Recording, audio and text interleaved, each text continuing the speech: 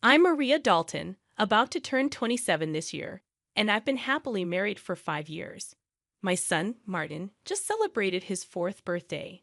Initially, I worked full time after tying the knot, but now I balance part time work at the same company. My husband, Kevin, is 30 years old, 3 years my senior. Our journey from dating to marriage was initiated by Kevin's passionate advances, but post marriage, I observed a shift in his demeanor towards a more domineering side. Kevin has a 20-year-old sister named Jane Dalton, and their age gap seems to contribute to a somewhat indulgent relationship on Kevin's part. Before marriage, I didn't mind Jane's frequent visits and assumed they got along well. However, after tying the knot, I started noticing changes in her behavior. Jane often drops by unannounced, at any time, and expects to be served without ever bringing a token of appreciation. Kevin, rather than addressing the situation, expects me to accommodate her demands. Jane acts as though I'm invisible, addressing only Kevin with a casual brother, "I'm here again." Despite not preparing for an additional guest, I end up serving dinner to Jane.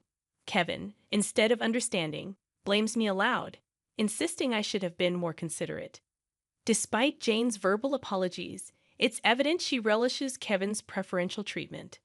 Left with leftovers, I prepare my own meal while Kevin and Jane continue their chat on the sofa, leaving the dining table messy. They never acknowledge Martin or me, treating us more like hired help than family. One evening, as I'm about to take a bath with Martin, Kevin interrupts, loudly instructing me to buy a cake for Jane. Despite it being late, Jane insists on having it immediately. Kevin blames me for delaying, and, feeling compelled, I reluctantly head to the cake shop with Martin in tow. Overhearing their conversation, I learn they're criticizing me for being inconsiderate and questioning the decision to marry me. Meanwhile, Martin, though unable to grasp the words, senses tension in our relationship. Suppressing my emotions, I ask him about his cake preference, and he cheerfully requests one with lots of fruits. Our trip to the cake shop was filled with discussions about cakes, momentarily pushing aside Kevin's earlier words. Martin and I arrived just before closing time, fortunately finding the cake Jane desired. We purchased 2 cakes, including the fruit-loaded one Martin wanted. Back home, I served the cakes to Jane and Kevin, then prepared Martin's cake and headed to the dining room. The moment I placed it in front of Martin, Jane pointed and expressed her desire for that cake. Before I could react, Kevin moved Martin's chosen cake in front of Jane, disregarding Martin's protests. Kevin justified his action, claiming he bought the cake with his earnings and had the right to choose for Martin. Unable to contain my emotions any longer, I voiced my dissatisfaction. In response, Kevin threatened with divorce. Martin, who had stopped crying, anxiously held my hand and then, after some thought, said, "Mom, I'd also love cake with strawberries on it. Yes, it's really delicious." He mentioned this while eating a cake initially wanted by Jane. Feeling that Martin was enduring too much, I lifted his cake plate when I saw Jane reaching for it. I took Martin to the next room so he could enjoy his cake in peace. Kevin apologized to Jane, claiming he was sorry for being stingy. Despite wanting to retort, I held back for Martin's sake. Watching Martin innocently enjoy his cake was a heartwarming sight. After finishing the cake, we decided to have a late bath and sleep in Martin's bed. The next morning, I discovered Jane had already left. As I prepared breakfast, I heard Martin crying.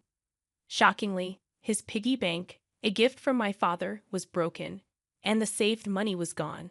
Martin, who always said goodnight to the piggy bank, was left heartbroken. When I questioned Kevin about it, he casually mentioned that Jane needed some money, so she took it from the piggy bank. Holding a crying and shaken Martin, I felt his pain so acutely that I cried with him. It was painful to witness Kevin prioritizing and caring for his sister more than our son. Expressing my anger and sadness, I confronted Kevin, breaking my usual silence on arguments in front of Martin. Kevin, without a word, went to the bedroom and returned with something shocking in hand: divorce papers. I discovered the hidden divorce papers that Kevin had tucked away somewhere I didn't know. In a sudden burst, He confronted me, shoving the papers at me before storming out of the house with a loud bang. Martin, who had never cried over the issues with Kevin and Jane, seemed to have reached his limit, crying since last night. Unable to bear seeing Martin so hurt, I suggested skipping daycare for the day, and he happily agreed with a loud yes, showing a faint smile. We spent the day playing and bonding, with Martin bringing a picture book from the shelf, sitting on my lap, and happily remarking, "The teacher at the nursery today was Mama, right? He looks like an angel."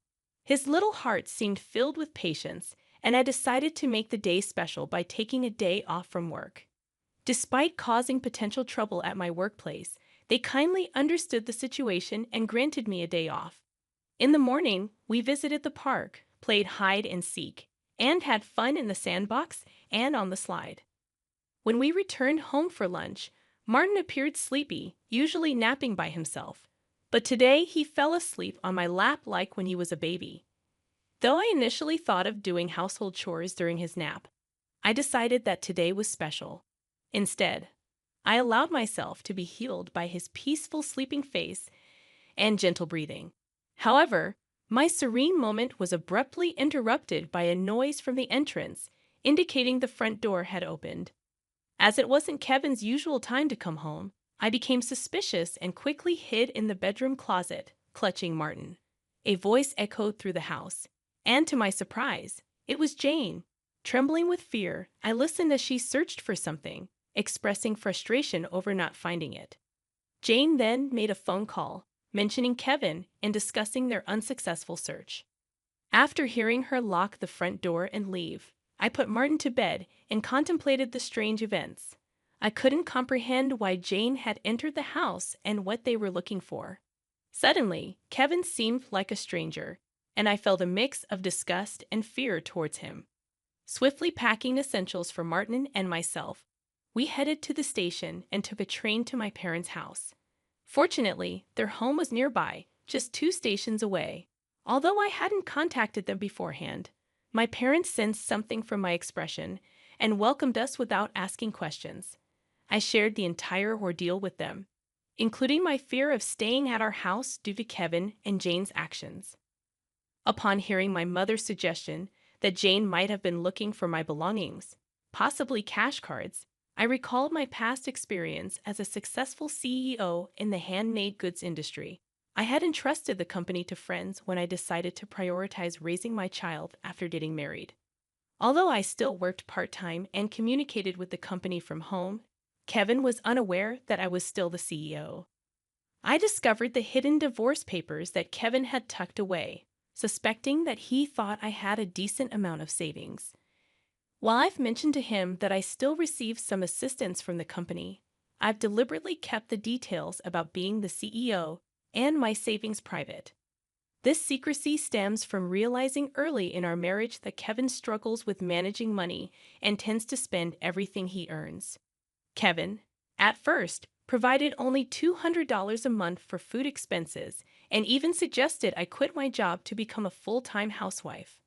However, with the financial strain of raising Martin and only $200 for food, I never agreed to be a full-time housewife.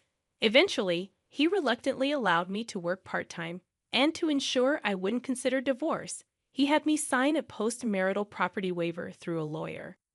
Since Martin's birth, I used my savings for his nursery fees and clothes, as I've only received $200 for food.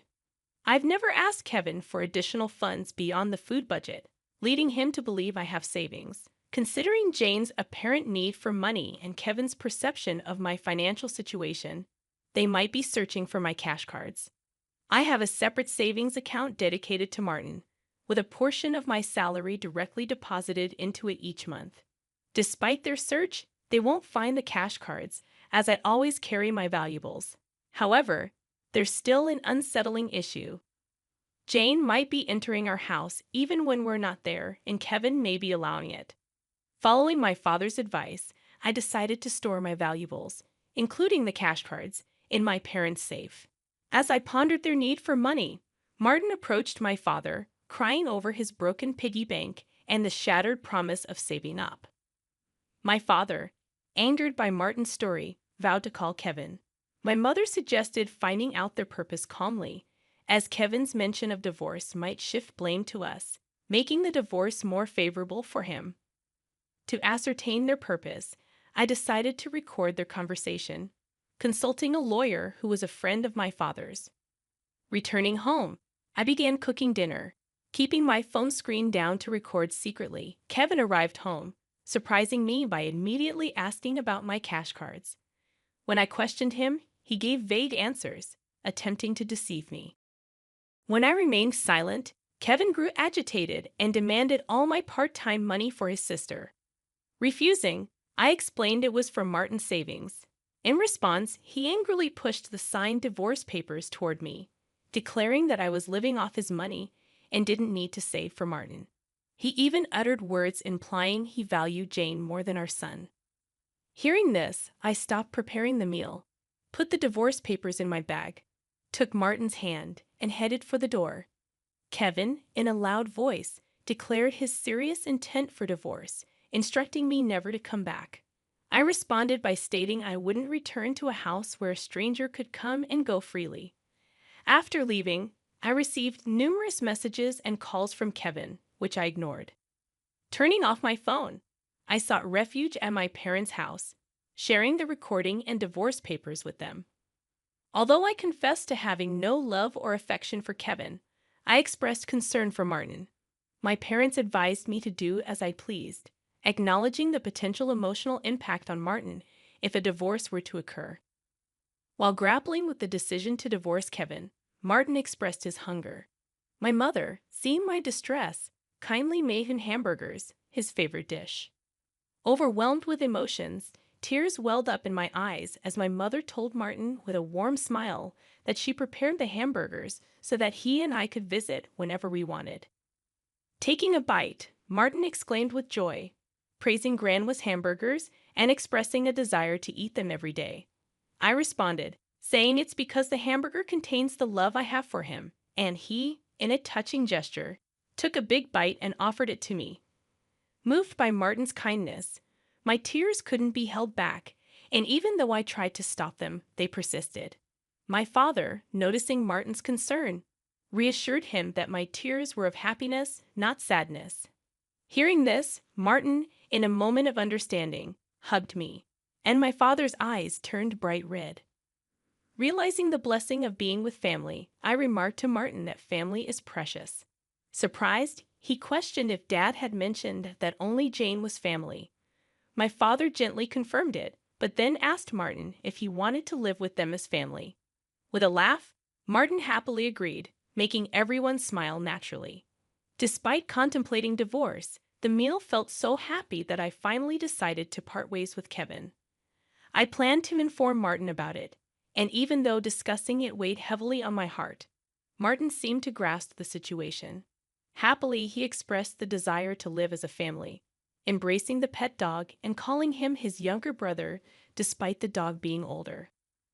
Preparations for the divorce began, starting with contacting a lawyer who was a friend of my father. The next day, we formalized the contract, and my father and Martin shared comforting laughter while I laid in bed, reminiscing about my childhood. The following day, upon checking my smartphone, I found over 200 calls and messages from Kevin, showcasing his emotional instability. Exhausted, I turned off my phone, and with the lawyer's assistance, we explained the situation to my parents. Jane had accumulated significant debt from a casino and shopping addiction, and Kevin acted as her guarantor, planning to use my savings. The lawyer confirmed that the divorce papers had already been submitted, and Kevin sobbed upon realizing it was finalized. Despite expecting disagreements about child support, he signed a pledge to pay $340 to Martin every month. In a subsequent call from Kevin, his tone lacked aggression, and he calmly admitted to financial manipulation and explained his complex feelings toward Jane. I firmly asserted my decision not to reconsider and heard his faint sobbing before he wished me happiness and hung up. Remaining strong until the end, I discussed future plans with my parents and decided to stay with them until Martin grows up. I resumed my role as a company president and later learned that Kevin and Jane had informed their parents about the divorce and debt, resulting in dissownment. Today, I find happiness being with my family.